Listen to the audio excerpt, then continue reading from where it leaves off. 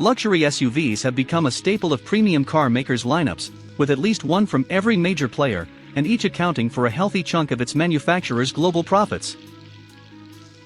These are cars in great demand and rightly highly desired for their combination of versatility, comfort, refinement, and performance both on and off the road. Genuine 4x4 ability is common amongst them, as is the upmost in luxury, space, and refinement. And amongst the many factors motivating buyers, stylish design and brand allure are becoming increasingly important. So who makes the best of them? Welcome to Life in Luxury. We provide you useful information that it will help you to live the luxury. If you are new here, welcome, and consider subscribing. Number 10. Mercedes-Benz G-Class. Mercedes' top-of-the-line SUV, the reimagined G-Class, is a pricey purchase, even judged among the not inexpensive company amongst which it's mixing here.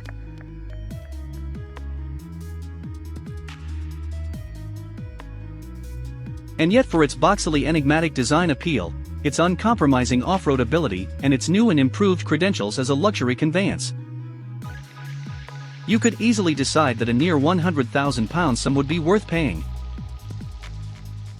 Few SUVs have as much naked Tonka toy curbside allure as this one. Mercedes' latest update for the car kept true to the car's set square aesthetic, and stirred in some wonderful design details, but totally overhauled the car's chassis, suspension, and interior to the point where existing G-Wagon owners would recognize the handling manners, refinement, and quality fittings of the new one. G-Class buyers can choose between the refined and fairly economical the G350D diesel option, and the Madcap 577 bhp, AMG G63, the latter having more power and performance than this sort of dual-purpose off-roader could ever use on the tarmac, but feeling gloriously absurd for it. Stick to the diesel, mind you, and you'll find ride comfort is very creditable. That on-road handling is pretty tidy, but for a slight unwieldiness when maneuvering associated with a limited turning circle. And that space and usability is competitive too, if you can live with a large side-opening tailgate with a boxy spare wheel attached that can be hard to open in tighter spaces, and a smaller boot than some rivals. Number 9. Range Rover Velar. The Range Rover Velar is Land Rover's most road-biased SUV yet, with looks taken straight from those of the concept car. An interior that puts most others to shame with its richness in both materials and technology, and a model platform adapted from one primarily developed for its group partner brand Jaguar. On the road it's every bit as good to drive as it is to simply admire with ride, refinement, performance and handling precision every bit as good as any car in the class provided you don't skimp on cylinder count when you specify your car. Four-cylinder engines are much poorer than the sixes, although we're yet to try the new P400e plug-in hybrid version of the car. Practicality and off-road ability aren't quite up to the standards of Land Rover's other cars in this class, but the latter is boosted considerably if you option height-adjustable air suspension. Prices start fairly low, but it's worth stretching to the better engines in the range, albeit perhaps not Range Rover's upper echelon trim levels, to get the best car. At its worst, the Velar can be a fairly ordinary car to drive, but at its best, it's quite something. Number 8. Volvo XC90. Volvo's renaissance following Ford ownership started with the XC90, a genuine 7-seater with comfort and handling on its side, a decent range of engines including a 401 bhp plug-in hybrid, as well as an abundance of style. It's another car that sits directly in the middle of the luxury SUV price spectrum. The interior features a mix of luxury touches and not-so-luxury plastics in places, while less-than-perfect engine refinement and infotainment usability niggles ensure the XC90 stops just short of greatness. Nonetheless, Volvo made worthwhile improvements to the car's engine range when it replaced the D5 diesel with a new mild hybrid B5 option in 2019. But a spot in the heart of a hotly contested, marquee class like this won't disappoint a company still in the early days of its latest ownership epoch. Volvo is a company on the up, and the XC90 is a refreshing, interesting car from the same mold. Number 7. Mercedes-Benz GLE. Mercedes has redoubled its commitment to the luxury SUV market by investing in a new vehicle platform,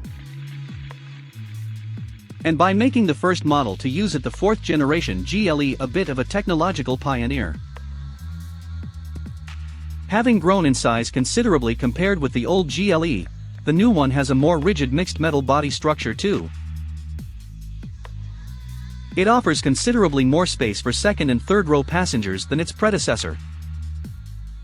And what Mercedes bills as a markedly more upmarket luxury ambience in all seats, although our testers report that the effect on this front is more evolutionary than revolutionary. The car uses Mercedes' latest MBUX infotainment system and dual widescreen instrument and common controls displays, but also gets a giant-sized head-up display with improved display functionality. Engine options include a trio of 4- and 6-cylinder turbo diesels with up to 325 bhp, as well as a 3.0-liter turbocharged petrol which, in the GLE 450, makes 362 bhp and 369 pounds-ft in the current range-topping option. For suspension, meanwhile, you can choose between steel coil suspension and a 48-volt active air suspension system that uses stereo cameras to read the road surface ahead and prepares the suspension for what it's about to encounter in advance. So far we've driven a GLE 450 on the continent, which impressed us greatly with its refinement, performance and ride comfort, and a GLE 300D in the UK, which was notably shorter on mechanical isolation and ride sophistication, but also didn't have a fully representative UK market specification.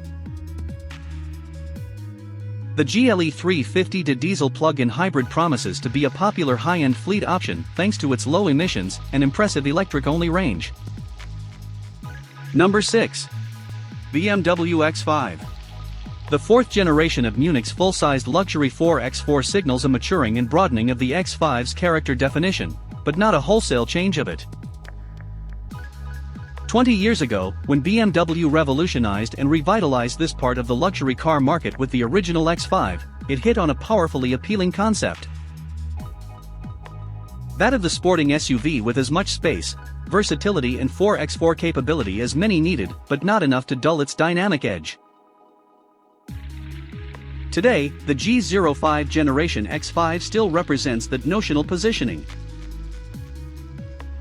It's smaller and lower than many of its rivals, with a more saloon-like recumbent driving position.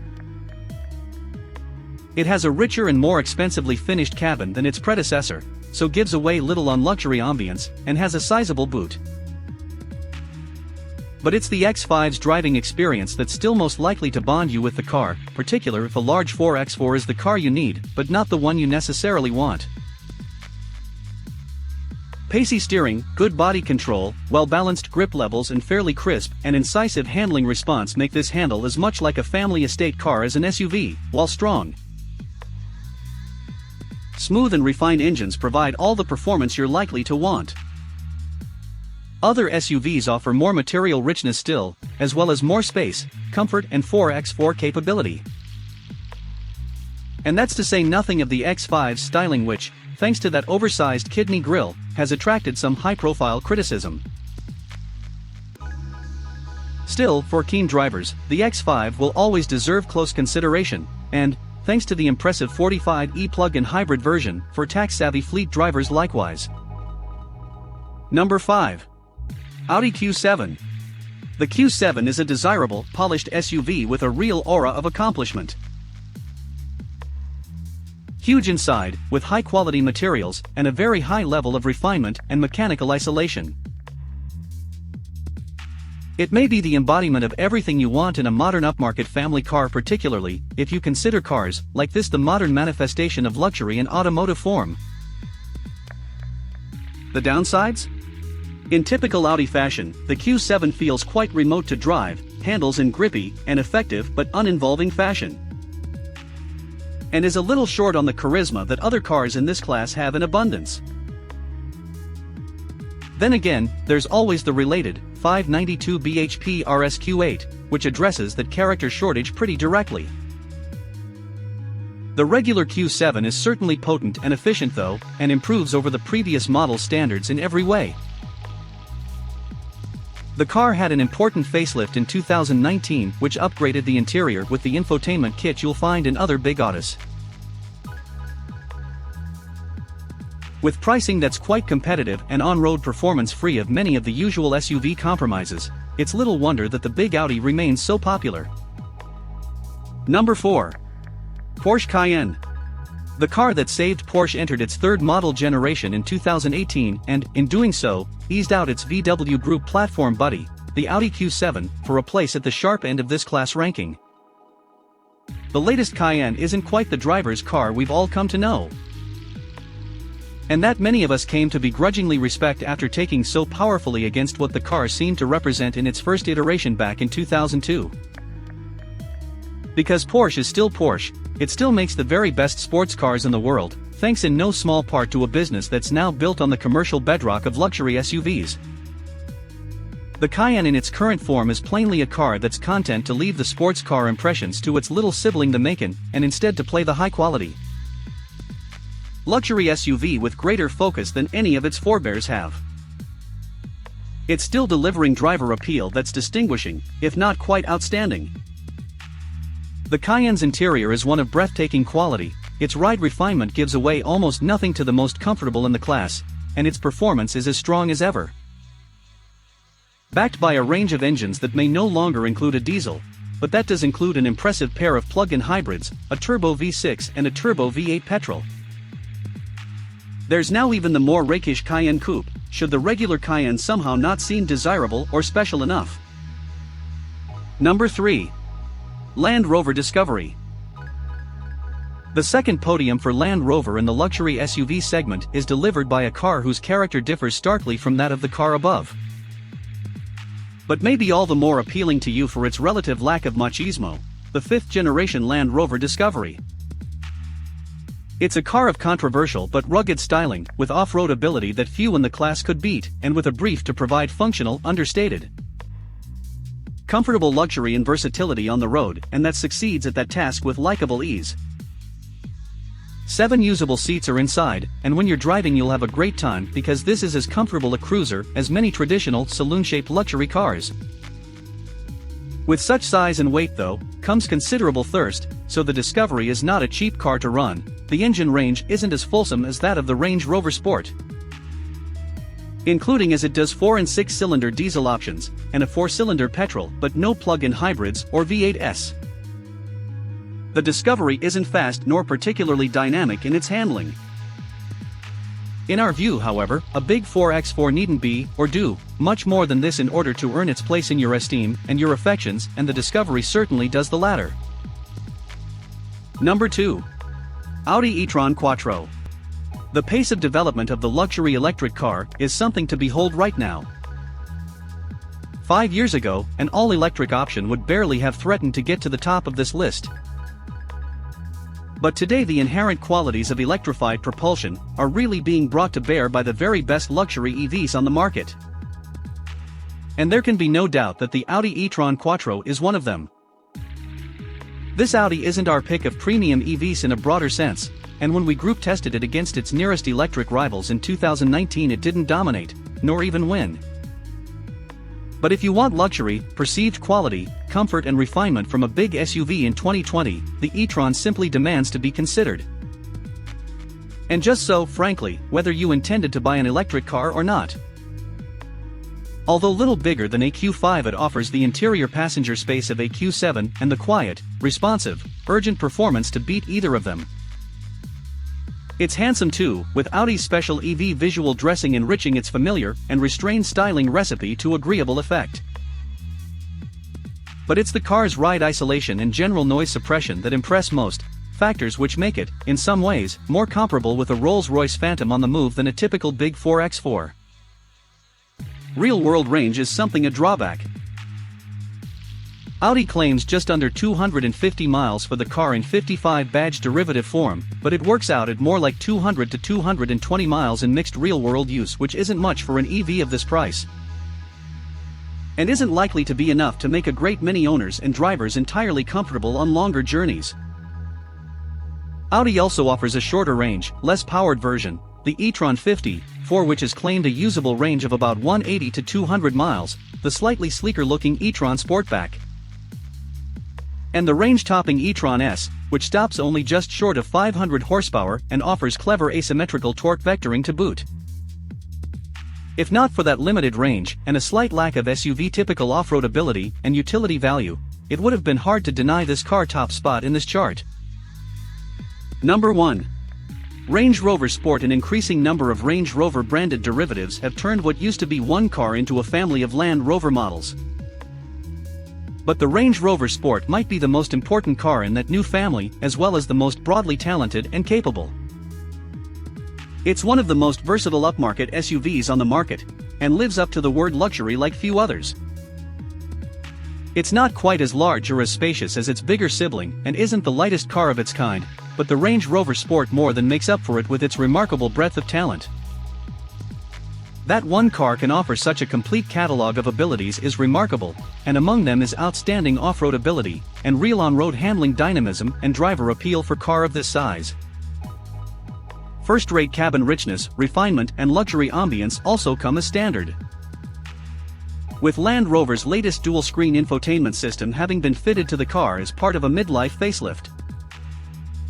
The car's roster of qualities is certainly one for which Land Rover charges a tidy premium, even over prices typical of this rarefied class.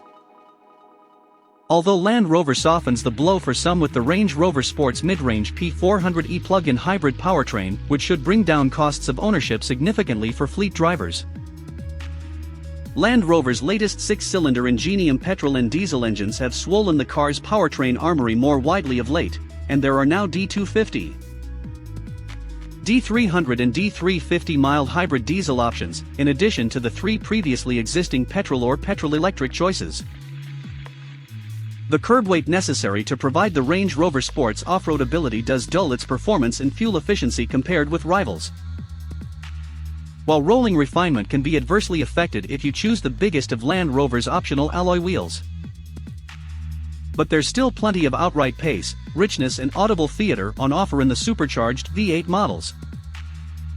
Even so, to drive one of these cars is to quickly realize that some prices are worth paying. The Range Rover Sport really does it all, and may well be all the luxury SUV you'll ever want or need. That is all for today. Thanks for watching. If you like this video, give us a thumbs up and subscribe to our channel. And here are the video we hand-picked for you to watch next. Life in Luxury, your personal mentor.